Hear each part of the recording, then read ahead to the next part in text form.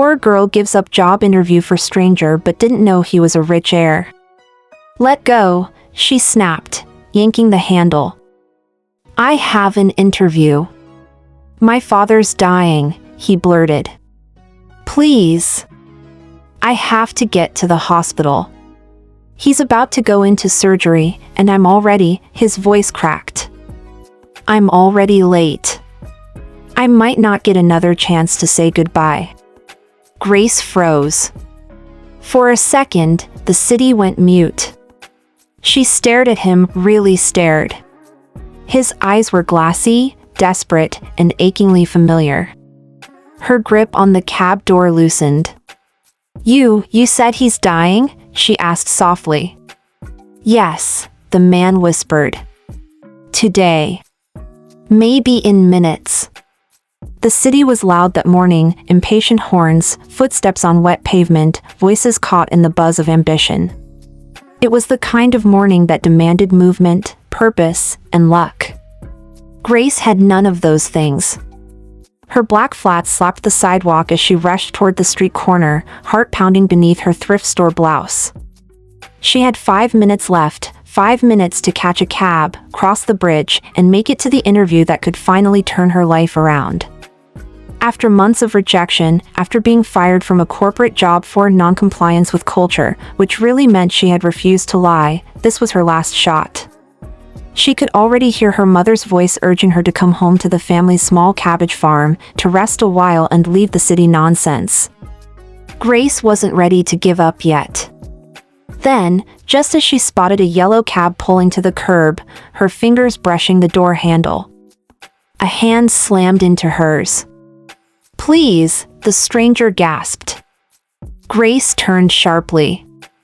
The man before her looked like he'd fallen out of a luxury magazine ad and into a nightmare.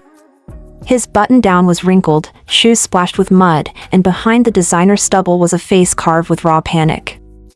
Let go, she snapped, yanking the handle. I have an interview. My father's dying, he blurted. Please. I have to get to the hospital. He's about to go into surgery, and I'm already, his voice cracked. I'm already late. I might not get another chance to say goodbye. Grace froze. For a second, the city went mute. She stared at him, really stared. His eyes were glassy, desperate, and achingly familiar. She had once stood in a hospital corridor too, clutching her phone, begging for the bus to move faster, praying she'd make it in time. She hadn't. Her father had slipped away alone, and not a day passed she didn't ache for a moment that never came. Her grip on the cab door loosened. You said he's dying? She asked softly. Yes, the man whispered. Today. Maybe in minutes. Her heart twisted. Take it, she said suddenly, stepping back. Go. He stared at her, stunned. Are you serious? I shouldn't be, she muttered, blinking away the sting in her eyes. But I am. Go. And don't waste the moment. He hesitated for a split second, then said, Thank you. Thank you, I won't forget this. As the cab sped off, Grace stood there, motionless, watching the rain begin to fall in thin silver threads. She had just missed the interview that could change her life. But in her heart, she knew someone else just got the chance to say goodbye she never had. And sometimes, that was enough. The hospital room was sterile, silent, save for the soft beep of machines and the rattle of breath hanging on threads. Red sat beside the bed, clutching his father's frail hand. It was nothing like he remembered, the once iron grip that had taught him to shake like a man, now limp, fragile, cold. I'm here, Dad, he whispered. I made it. His father stirred weakly, eyes fluttering open just long enough to see his son, to see his boy. A tear rolled down the old man's cheek. Then, he gently squeezed Red's hand, once, and let go. Red never let go. The funeral came and went in a haze of black suits and stiff condolences. Everyone had something to say about his father's legacy. About empires built. About power and discipline. But Red only remembered the moment in that cab. The girl. She looked like she had everything to lose, and still, she let him go. "She saved me," he told his followers later that night, sitting in the dim light of his penthouse, face raw with emotion. He hadn't posted anything in weeks, but now, he turned on his camera, his voice quiet and honest. "I don't know her name. I don't even know where she was going. All I know is, she gave up something important for a stranger. For me. Because of her, I got to say goodbye. If anyone out there knows who she is, tell her thank you. Hell, I'll give you 10 grand just to help me find her." The video exploded. People reshared it, stitched it into reaction videos, added captions like "faith in humanity," "restored," and "would you give up everything for someone you didn't know?" News outlets picked it up. The Heir and the Stranger, a cab, a goodbye, and a viral search. And still, Grace remained silent. In a quiet corner of a shared apartment on the other side of the city, Grace scrolled past the post in disbelief. Her name wasn't in it. But she knew. She remembered his face, the shock, the gratitude. The way he'd looked at her like she was his only lifeline in the middle of a drowning world. She dropped her phone on her bed and sat down slowly. Her interview had never called her back. The HR manager had already moved on. That chance was gone. But something else lingered in her chest, not bitterness. Peace. She didn't want money. She hadn't done it for fame. But a part of her, a deeply human, curious part, wanted to know what became of the man whose heart had broken right in front of her. Meanwhile, Red kept searching. He walked the streets. He even rode around in cabs, hoping by some cosmic accident he might find the exact driver. She had this tired look in her eyes, he told his assistant. Like she'd been through something. But she still cared. She still chose kindness. And quietly, underneath all the searching and social media noise, a seed had been planted in his heart, a longing not just to say thank you, but to understand why someone like her would do something so selfless. The morning air on the farm was crisp and clean, dew glistened on the cabbage leaves, birds chirped without hurry, and the sky stretched out in soft shades of lavender and gold. Grace stood barefoot in the garden, a basket of eggs in one hand, the other shielding her eyes from the sun. It had been weeks since she left the city, not in defeat, but in surrender. A quiet surrender to peace, to silence, to healing. Her phone buzzed against the old wooden porch swing.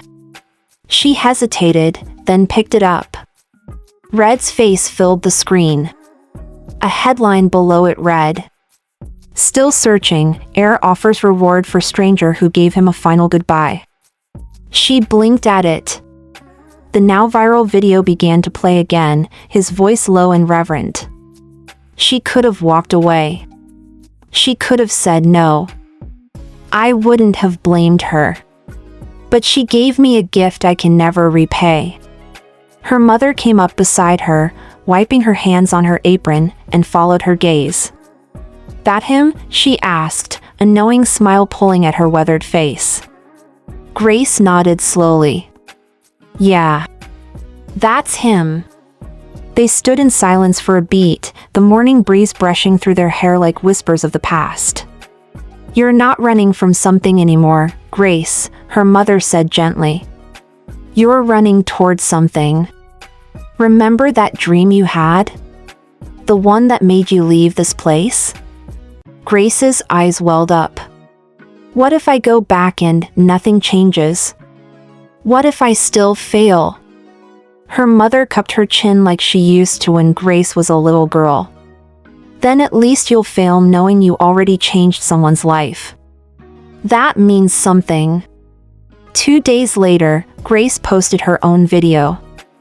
She sat beneath the giant mango tree near the edge of the farm, her curls tucked beneath a scarf, a soft smile playing on her lips. "I'm not used to this kind of attention," she began, voice steady. "I didn't think anyone would care about what I did. I didn't do it for applause. I did it because I remembered what it felt like to not get the chance to say goodbye to someone I loved. That man didn't owe me anything. But maybe it's time I stop hiding from the world." The internet erupted. "We found her." Hashtag Grace the Giver trended for days. People were stunned by her selflessness, moved by her humility. Talk shows called. NGOs reached out. Brands offered ambassadorships. Clothing labels offered to dress her for events. One tech startup, founded by women, offered her a full-time remote position to help lead their social impact team. Grace, the girl who gave up her last shot, was now the woman everyone wanted to work with, to learn from, to honor. Somewhere in the city, Red stood at a window, staring at her face on the news. She came forward, his assistant said, handing him her video.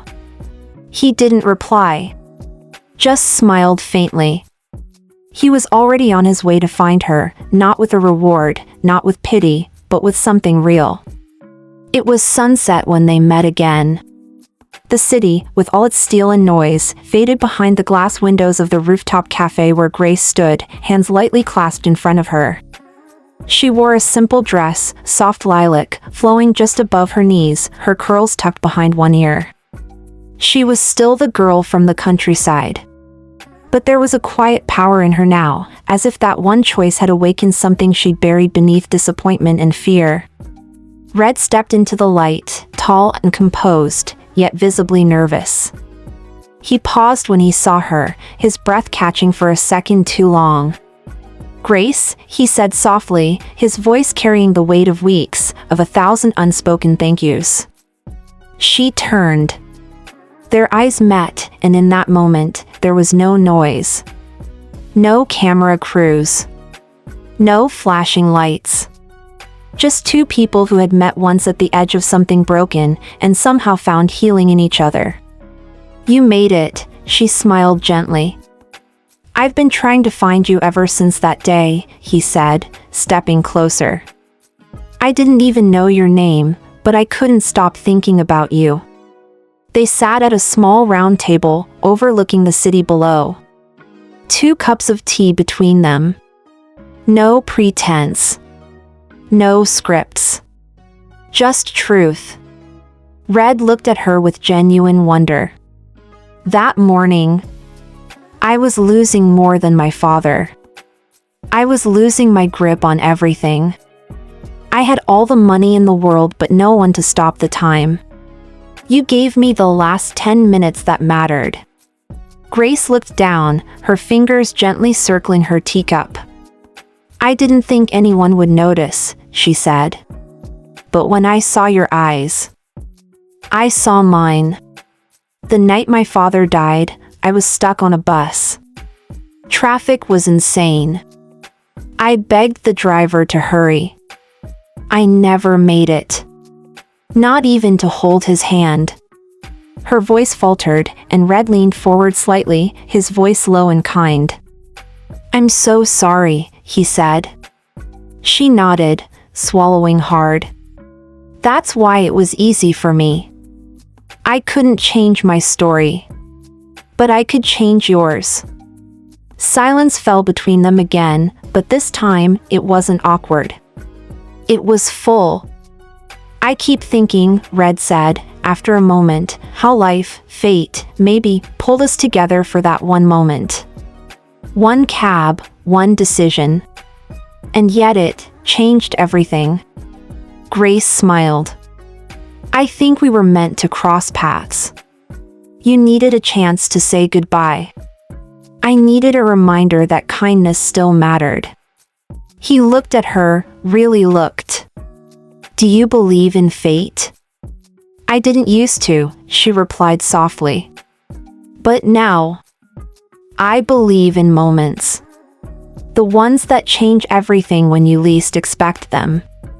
They both smiled. That rooftop, in that golden hour, marked the beginning of something unexpected. Two lives that collided in urgency and grief were now walking gently into a future neither of them had planned, but somehow both were ready for. Not as strangers, but as people who had seen the best in each other, in the worst of moments.